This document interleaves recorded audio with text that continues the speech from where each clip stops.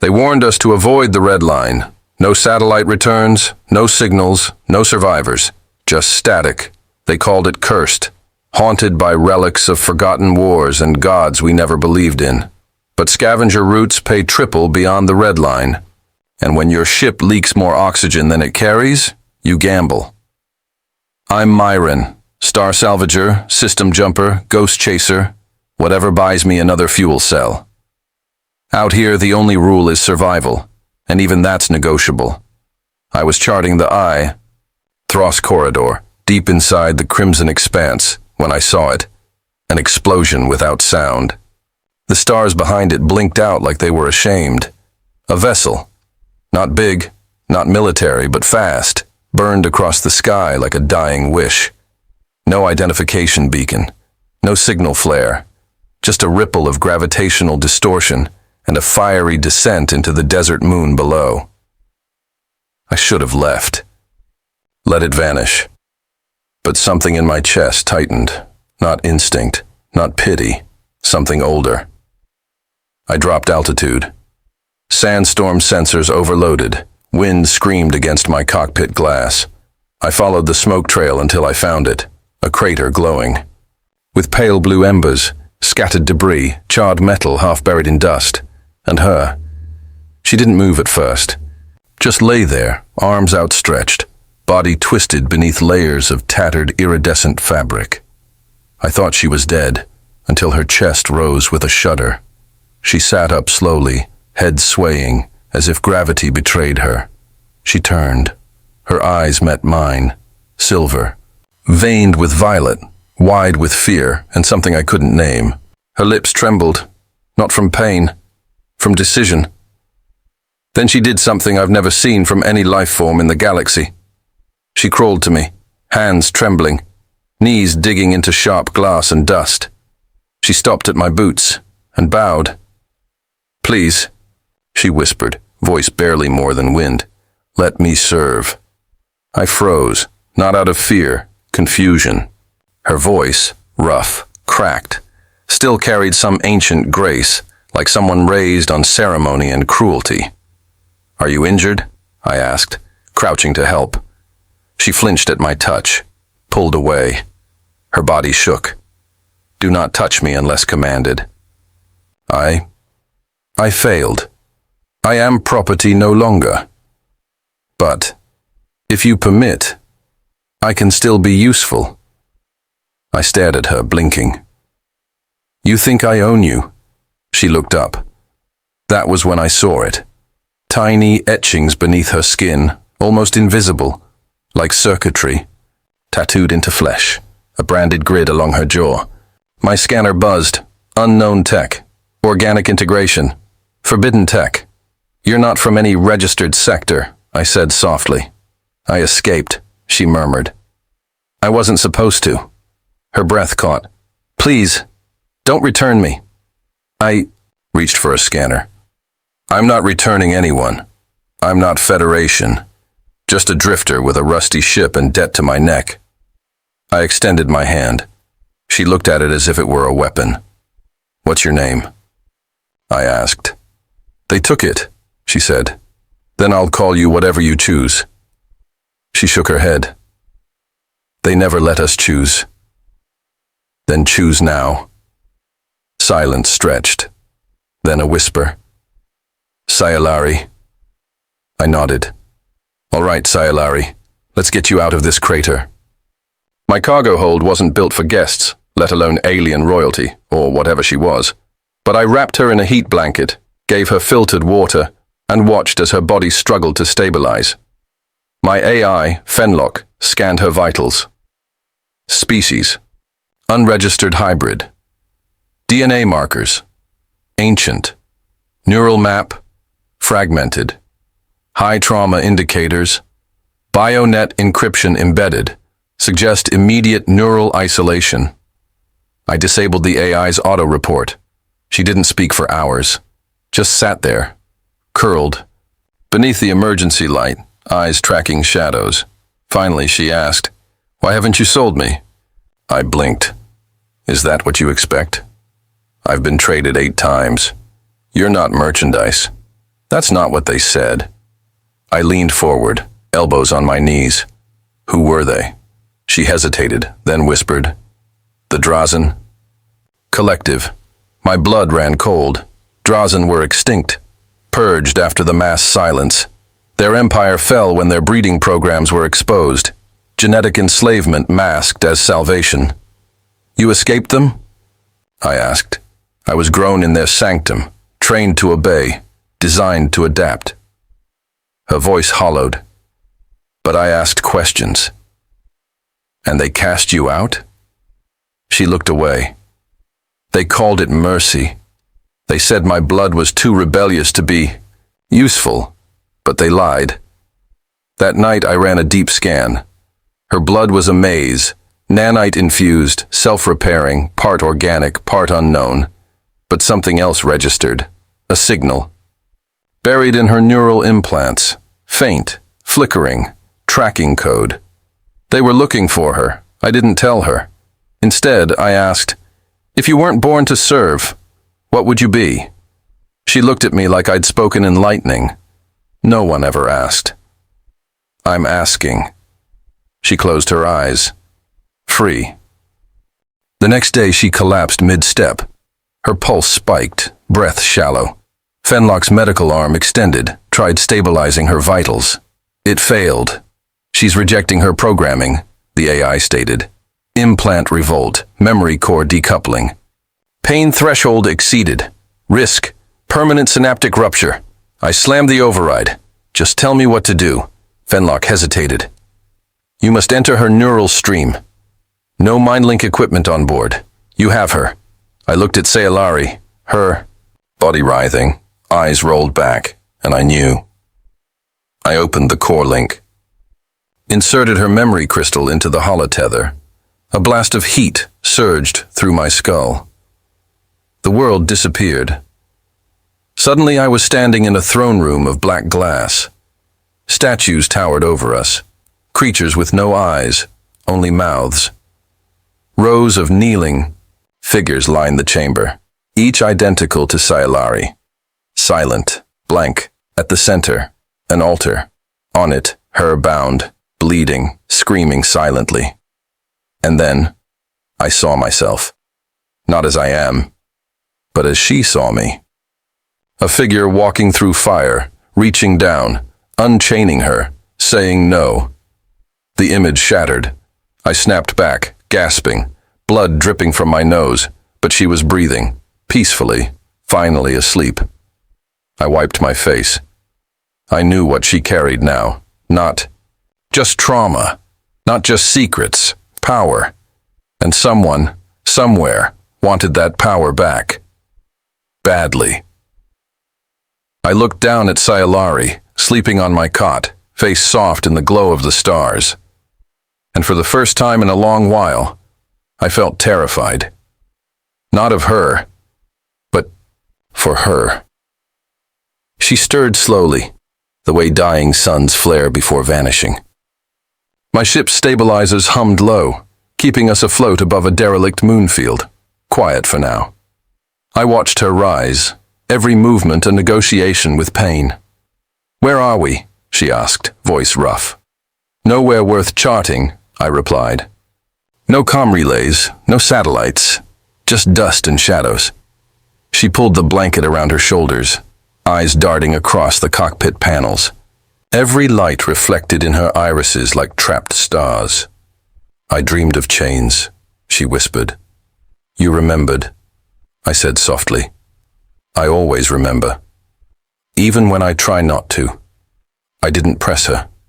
Instead, I opened a compartment and handed her a nutrient gel. She hesitated, sniffed it, then took a slow sip. Hunger was winning her trust, inch by inch. I scanned your memory crystal, I said, not hiding the truth. I saw the sanctum, the altar, the others. She flinched. You shouldn't have. Gone inside. I had no choice. Yes, you did, she said bitterly. You could have left me in that crater. No one would have blamed you. Maybe, I admitted. But I would have. She blinked. Something cracked behind her expression. Barely. You're not like them, I shrugged. Maybe I'm just curious. No one's curious about ghosts. I paused. Is that what you think you are? She didn't answer, but her silence spoke volumes. Later, I docked the Nexari drift into an old repair station orbiting a hollowed planetoid. Abandoned for decades, its beacon still flickered, just enough to hide us from prying eyes. The walls were covered in soot, old blood, forgotten warnings. Inside, we met the one person I trusted less than myself, Jurok, an old contact from my war days. He once sold his own reflection for credit, but he owed me.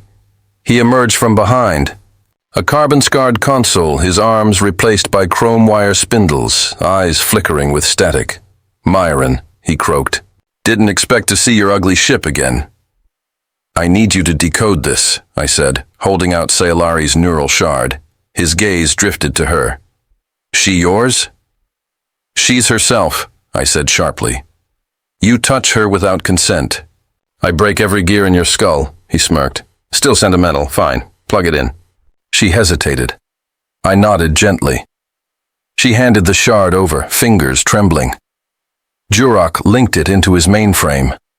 Symbols poured across his screens, thousands of them, ancient glyphs, genetic blueprints, control matrices. His smile faded. What? The hell is this? He muttered. You tell me. He adjusted dials, frowning. This isn't just memory. It's a command network, like a key. This girl doesn't just remember where she's from, she can activate what they buried. Saelari's voice cut through the tension. I'm not a weapon. Jurok backed away slowly. Tell that to the fleet chasing you. We left without saying goodbye. Inside the ship, the tension hung heavier than oxygen. You didn't know? I asked gently. She shook her head. I only knew they feared me. They don't fear you, I said. They fear what you unlock. She sank to the floor. Then I really am a bomb. No, I said. You're the detonator. Someone else built the war. That night, I watched her from the bridge. She sat in the observation dome, eyes locked on the darkness. Her reflection shimmered against the glass, lonely, luminous, exhausted. I sat beside her. You ever been in love? She asked suddenly. The question hit like a meteor. Once, I said. She left, said I lived too close to danger. Saelari didn't smile, just nodded. I've never been touched without permission, she whispered. But never with kindness either. I said nothing. She turned her face toward mine. If I kissed you now, would that be mine to give? I hesitated. Only if it's yours to want. She leaned closer, hesitant, trembling, and kissed me. Soft, gentle, real. When we pulled apart, I saw the tears forming. I've never wanted anything before, she said. I held her hand. Then start here. Our peace didn't last. The distress. Beacon triggered at 0400, not ours. A proximity alert. Unmarked ships entered our sector, 4 in total. No insignia, no life signatures. Drahzen. They had found us. Fenlock blinked crimson. Incoming boarding parties in 90 seconds. I grabbed the pulse rifle. To the escape pod now. Saelari didn't move. They'll track my shard. They won't stop. Exactly why we're leaving. She pressed a button on my console. A file loaded. Coordinates. Encrypted frequency. There's a sanctuary. Deep in the Maelstrom Verge. My caretaker hid it from their scans. Then we go now. She turned, eyes fierce. No, they want me. You leave. Take the data. Survive. I don't leave people. I'm not a person. I'm a beacon. I grabbed her shoulders. No, you're more than that. I saw you. What they did. Who you are. She closed her eyes. Then help me disappear. I made my choice. We sprinted to the containment core. I rerouted the shard's signal into a drone decoy, boosted it, launched it toward the dark quadrant. The enemy followed. Saelari watched the red dots vanish from the scanner. You lied to me, she whispered. No, I said. I gave them what they wanted, just not you. She looked at me, and this time really cried. We're in the Maelstrom Verge now. No stars, just blue storms and broken planets. The sanctuary is near, if her coordinates are right. She sleeps in my bunk, body curled beneath star-patterned blankets. I sit outside the chamber and wait, because I know this peace is temporary, and next time, they won't be chasing a signal. They'll be hunting the last living heir to an empire that refused to die. They called it Catheris, the name whispered like a myth among stars that forgot how to shine. The Maelstrom Verge guarded it with plasma storms, gravitational sinkholes, and cursed radio echoes. No one mapped it. No one left it. But Saelari said it was real. I trusted her. We flew blind for hours. My ship, barely stitched together by scavenged plating and stims, groaned with each course correction. But the closer we got, the more I understood. Why the Drahzen couldn't follow. The Verge didn't protect secrets. It swallowed them. Finally, through a curtain of black fire and magnetic distortion, we broke through. And there it was, Catheris. Not a station, not a base. Something older, a cathedral, floating, twisting columns of silvery stone curled into orbit, bonded by pulsing light. Statues, half machine, half organic, hung suspended in zero-G. Roots of glowing vines wrapped its hull, feeding into energy. Vain Saelari stood beside me at the viewing dome, hand pressed against the glass. I was born there, she whispered, before they moved me to the sanctum, before the programming. What is this place? Home, she breathed, but not just for me. We docked on an overgrown landing arm. No defenses fired, no welcoming beacons, just silence and time. Inside, the air tasted like copper and ozone. The walls shimmered faintly with living metal. Doors opened without command. Lights followed our footsteps. Saelari moved slowly, touching relics half buried in dust and memory. Everything here was built by the Valariad, my people, before we were taken. I followed her through the atrium, down spiraling chambers filled with data cores and glass pods. Some were empty, some held bones. They turned sanctuaries into factories, she said, rewriting us into property. We reached a chamber where everything stopped humming. A circular platform rose from the floor, etched with concentric codes and one word carved in ancient glyphs, her true name. She stepped onto it. Lights flickered, and the chamber woke. Holograms spun from nowhere, images of worlds, voices of ancestors, echoes of resistance. A central interface ignited, displaying an icon, a crown pierced with flame. They hid a failsafe here, Saelari said. If the Drahzen ever returned. What kind of failsafe? She touched a control, a weapon unfolded from the floor. Not a gun, not a missile, a seed, self-replicating, bioreactive, programmed to consume only Drahzen DNA. I stepped back.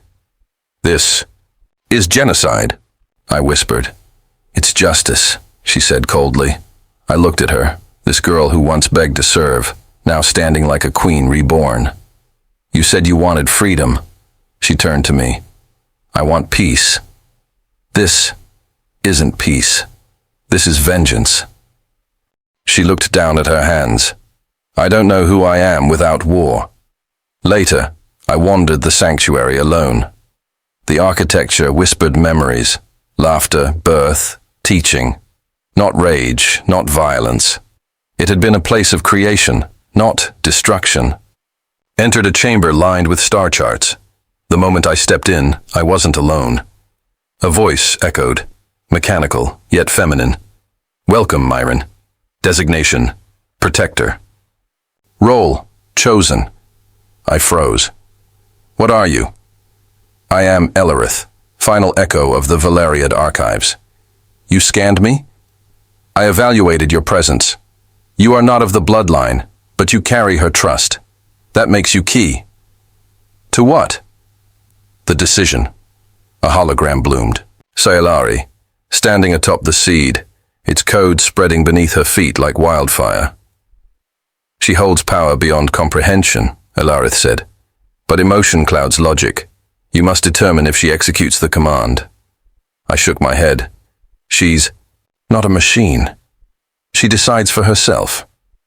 Elarith paused. She may destroy all Drahzen, including hybrids, including herself. I ran back to the chamber. She stood at the console, staring at the seed. I can hear them, she whispered. Crying, burning, begging. I approached carefully. Who? The ones before me. The versions they killed. Their memories echo through this place. I reached for her.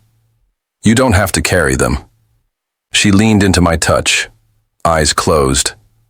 I don't know how not to. Then let me help. She looked up. Would you stop me? If this kills you? Yes. Her lips parted. Why? Because I love you. Silence. Then tears. You shouldn't. Too late. She collapsed into my arms. I wanted to destroy them, she sobbed. But I don't want to disappear. You won't, I said, not while I breathe. We shut the seed down, encrypted the code, locked it in a place no star could find. But someone did. 3 days later, Catheris trembled. A pulse, cold and sharp, rippled through its walls, not physical, psychic. Saelari screamed. Blood poured from her nose. Her hands shook violently. Lights shattered. They're here, she gasped. Inside my head. They never stopped listening. I rushed her. To the chamber, connected her to the stabilizer core. Elarith's voice boomed. They've activated her override protocol. Her DNA still contains the compliance key. I slammed a palm on the console. Shut it down! Access denied. Only her consent can break the chain. I looked at her. She convulsed, lips twitching. I don't want to go back, she sobbed. Then, don't. I can't fight them. I held her face. Yes, you can. You're not property. You're Saelari. You chose your name. You claimed your power. You kissed me. Her eyes locked on mine, and she screamed, not in pain, in defiance. The seed ignited, but it didn't spread. It changed, twisted, and wrapped itself around her like armor. The light blinded me, then silence. When I opened my eyes, she stood before me, glowing, alive, whole. What happened? I whispered. She smiled, weak but radiant.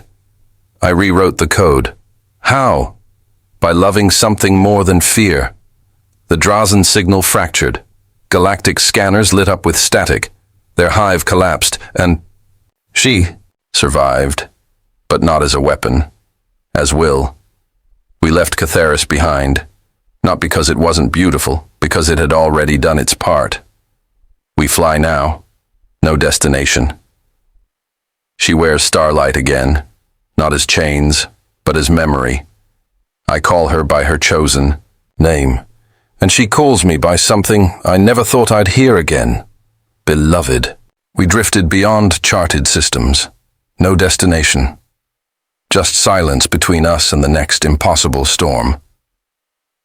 Saelari no longer winced from starlight. She sat near the viewport, wrapped in twilight, humming tunes I'd never heard. Ancient melodies only the forgotten could recall. Her smile came easier now. But I knew peace never lasted long, especially for people like us. We landed on a terraformed crescent world, Osiren 8, once home to monks who digitized their souls. Now, only crumbling obelisks and rusted drones remained. I needed supplies. And answers. While I bartered with a merchant scribe for reactor fluid, Saelari walked among relics, reading carved glyphs that pulsed at her touch. The language woke for her, recognizing what she'd become. They used to pray here, she whispered, but not to gods. To memory? I asked. She nodded. to the possibility that not all futures require war. She reached into the broken altar and retrieved a hidden artifact, an obsidian cube flickering with live data. "What is that?" She smiled faintly. "A map, not for space, for minds." We uploaded the artifact aboard my vessel.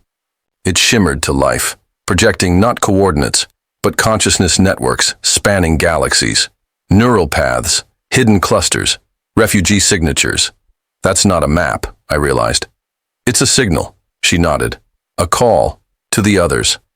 The ones who escaped programming, like me. Are they still alive? If we find them," she said, "they might remember how to build peace. We made our decision. Each signal led to hidden settlements, some buried beneath oceans, others locked inside asteroids orbiting dead stars. We met Nimari, a scientist with silver circuitry braided through her skin. She had erased her slave coding with math so complex it bent gravity. She cried when she saw Saelari. We found Torvin, a former war-bound tactician who now grew forests on meteorite shells. His voice cracked as he handed Saelari seeds that sang under starlight. We reached Urel, who refused to speak but communicated through pulses of color, and kissed Saelari's palms like they were sacred ground. Each one had broken free, but none had united until her. We gathered them aboard my ship, now too small for our dreams. Saelari gave speeches that weren't speeches, just truth unwrapped without fear. "We were designed to kneel," she told them, "but we rose. Now we write a new language." And they followed her, not because she asked, because she'd bled first. But the past doesn't dissolve. It returns. The Drahzen remnants had tracked her evolution. They wanted it, not to end her, but to steal what she'd become, to forge a new army using her DNA, and they were close. We received a final transmission, a scrambled distress cry from Rivenholt, an outpost in the Shadow Cluster. Saelari recognized the voice. "Arieleth," she whispered. "My sister." I had never heard her mention family.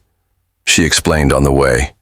We were cloned from the same cell root, raised together. She cracked first, her mind frayed. But she protected me before they took her, and now she's calling you. She never stopped. We reached Rivenholt hours too late. Smoke bled into space. Bodies floated silently. Airlock remnants sparkled like shattered glass. Inside only one room remained untouched. We entered it slowly, weapons drawn. A figure stood beneath a humming reactor core, shackled by plasma cuffs. Her eyes were mirrors of Saelari's. "Arieleth," she breathed. "Little sister," the woman said, voice shaking. "You finally answered." Saelari ran toward her, but I held her back, too late. The cuffs exploded. A beacon burst from Arieleth's chest, coded directly into the ship's systems, too fast, too deep. They weren't after Saelari.